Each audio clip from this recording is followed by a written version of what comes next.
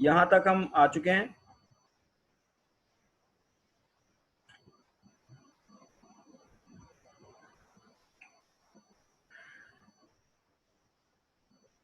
ठीक है, यहां तक ठीक है। अब क्या है, हाउ मेनी कैन, सर यहाँ पे मैं अपना क्वेश्चन रिपीट कर देता हूँ।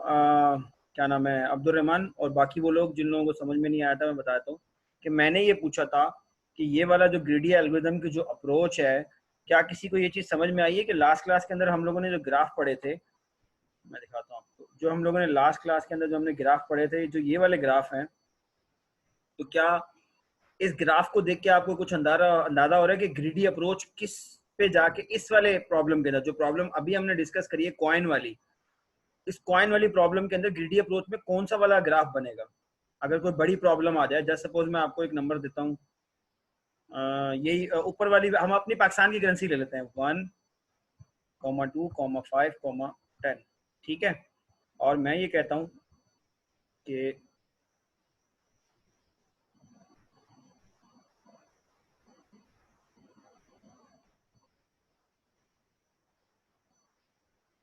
अच्छा, तो आप लास्ट क्लास में नहीं थे, तो आप रिकॉर्डिंग देख लीजिएगा, ठीक है। और काइंडली आप अपना नाम मुझे बता दें, ये MK टेक्नोलॉजीज अगर चेंज कर लेंगे तो बड़ी मेहरबानी होगी, ताकि अंदाज़ा हो जाए कि आपका नाम क्या है, क्योंकि मुझे काम बाद में जो है ना अटेंडेंस लगाने में आसानी होगी।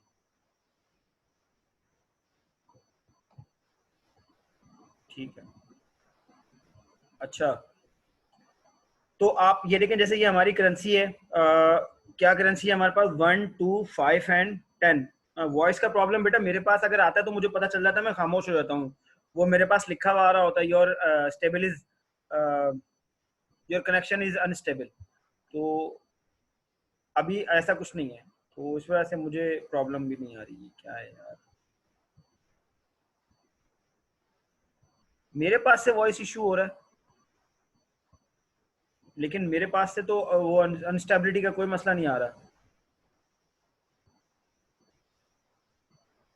चलें देखते हैं, अब जो है इसको चलाते हैं। हाँ ठीक है। हाँ, मेरे पास अगर अनस्टेबिलिटी, मेरे पास वॉइस का प्रॉब्लम होगा ना, तो वो अब लिखा हुआ आ जाता है, क्योंकि मैं होस्ट हूँ, तो मेरे पास प्रॉब्लम, मैं बोल रहा हूँ तो मुझे लिखा हुआ आता है, आप लोगों को नहीं आएगा कि मेरी आवाज़ जो है ना वो नहीं जा रही। ठीक है, हम आगे कंटिन्यू करते हैं। अच्छा, 1, 2, 5 एंड 10 हमारे पास क्या है, ये हमारे पाकिस्तानी करेंसी की बात कर रहा हूँ। अब मैं एग्जाम्पल लेता हूँ कि आप मुझे इस करेंसी से आपने 2,305 बना के देना है, ये छोटी रकम होगी, ये बना के देना, चले कितना, 23,050, एग्जाम्पल दे रहा हूँ, या 23,333, सही है, 23,333 आपने मुझे बना के देना है, ठीक है। तो ये वैल्यू अगर आपने कैलकुलेट करके देनी है मुझे, किससे, इससे, ठीक है, 10,521। तो असलान आ गए, वेरी गुड। अच्छा, असलान ने बहुत अच्छा आंसर दिया था, मैं उसी आंसर को एलिब्रेट कर देता हूँ थोड़ा सा। अच्छा रहमान, आपको समझ में आ गया क्वेश्चन?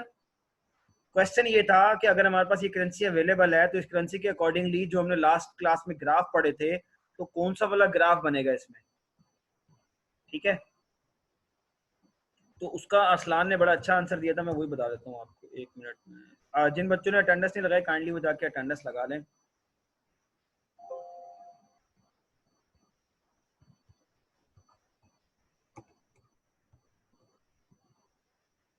ठीक है। अच्छा, अरसलान ने जो आंसर दिया था, अरसलान ने ये कहा था कि सर ये लास्ट वाला ग्राफ बनेगा।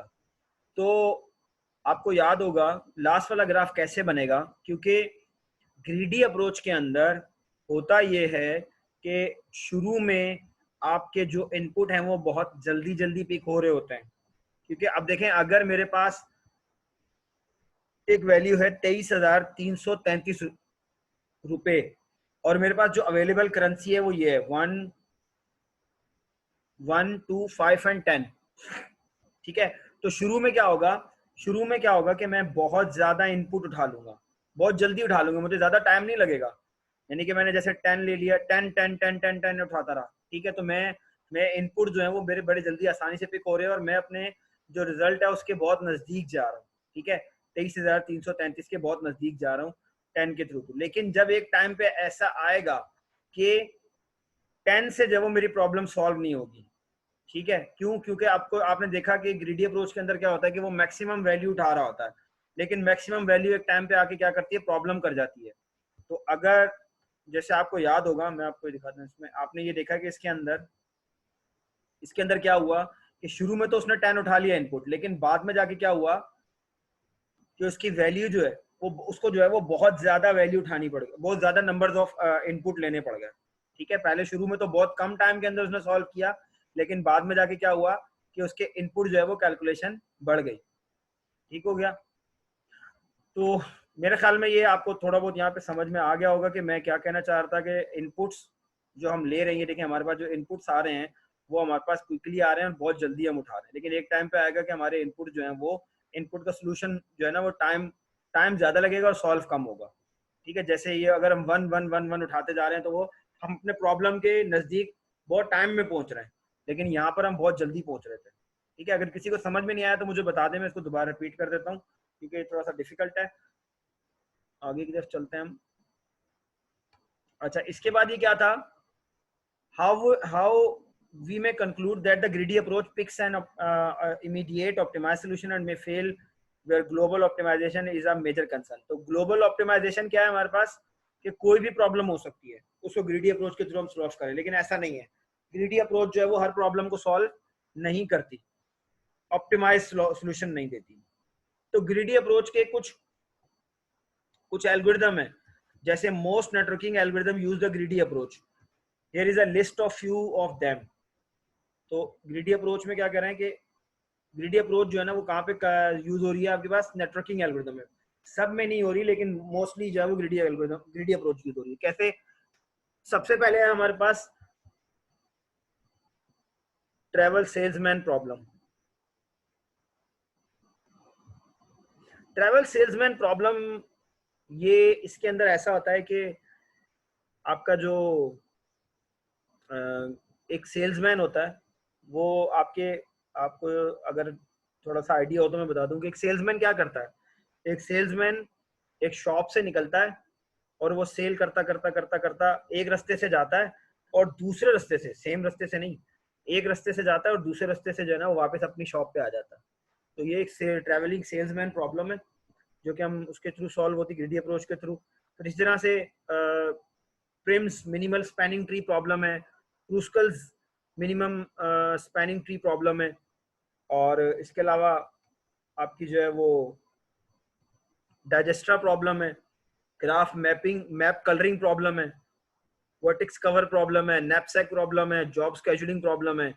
तो और बहुत सी प्रॉब्लम्स हैं ऐसी जो कि हम ग्रीडी अप्रोच के through optimum solution greedy approach इनमें देती है। ठीक है, इस तरह की जो प्रॉब्लम्स है इसके अंदर ग्रीडी अप्रोच जो है वो ऑप्टिमम सॉल्यूशन देती है, लेकिन सब जितनी प्रॉब्लम है सबके अंदर ग्रीडी अप्रोच जो है वो ऑप्टिमम सॉल्यूशन नहीं देती। ठीक है, तो ये हमारे पास था ग्रीडी अप्रोच का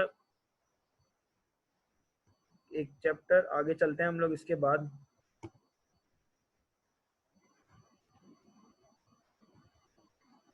अगला है हमारे पास